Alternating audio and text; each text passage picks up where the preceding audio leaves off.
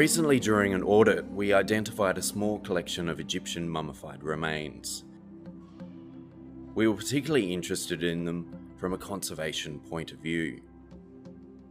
We collaborated with the Victorian Institute of Forensic Medicine, who conducted CT scanning of the mummified head. So this non-invasive technique allowed us to look through all the layers of the specimen. We're able to identify that, again, the specimen was actually in really good condition. Beyond the conservation value of the scans, there was also a great forensic research opportunity and potential to develop innovative teaching resources. We believe the head is over 2,000 years old.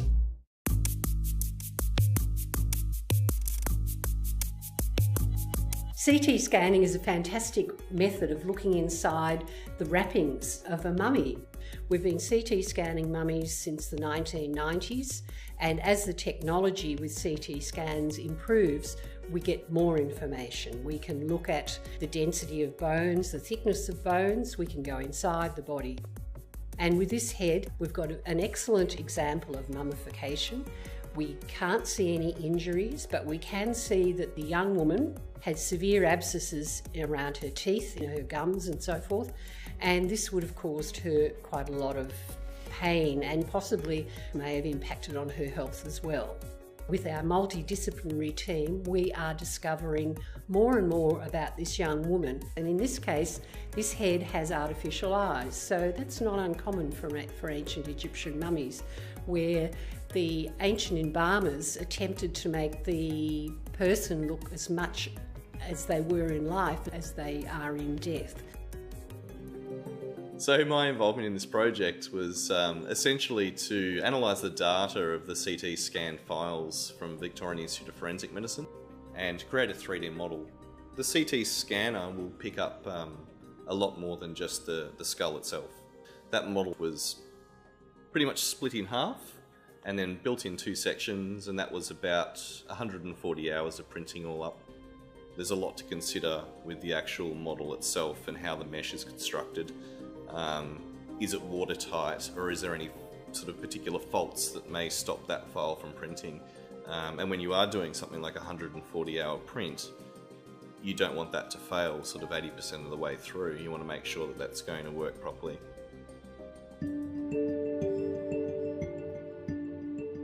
As a sculptor, I'm taking the techniques of forensic facial reconstruction and applying them to the skull of the mummy. Forensic facial reconstruction is a technique which combines art and science, and it's used to identify remains. The reconstruction process involves tissue depth markers. Tissue depth markers are measurements taken at specific points across the face and are based on a specific population. And in this case, we use data taken from modern-day Egyptians. The next step is to lay the clay across the skull in accordance with major muscles of the face. And the combination of those 2 factors means that the end result is always informed by the skull. I must admit, it's been an amazing experience bringing this ancient Egyptian back to life, and I hope I've done her justice.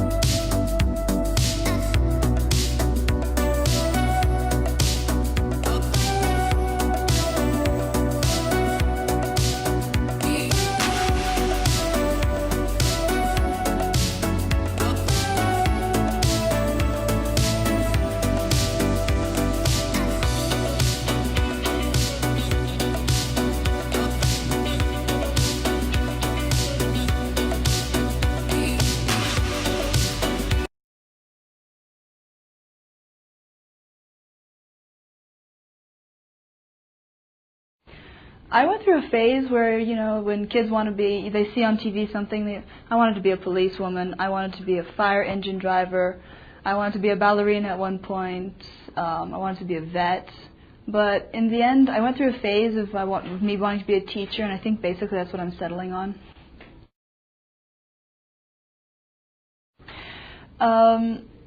The word extreme sports comes to mind. I'd really love to do bungee jumping, yet there's never been the opportunity for me to, so maybe one day soon I'll be able to do that.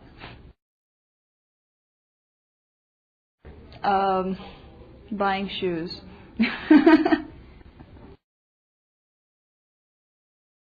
I'd really like to read Madonna's diary, because although she seems to be this really strong personality on the outside and the media covers her as this amazingly strong person and she's always popular and everyone around her loves her, I'd love to know what kind of person she is underneath all that.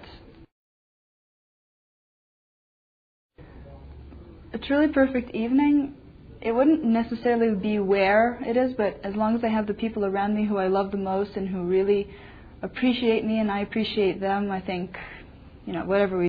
My name is Dunya. I'm from Egypt. I want to start by thanking the people of my country for making a concerted effort trying to better the way they live.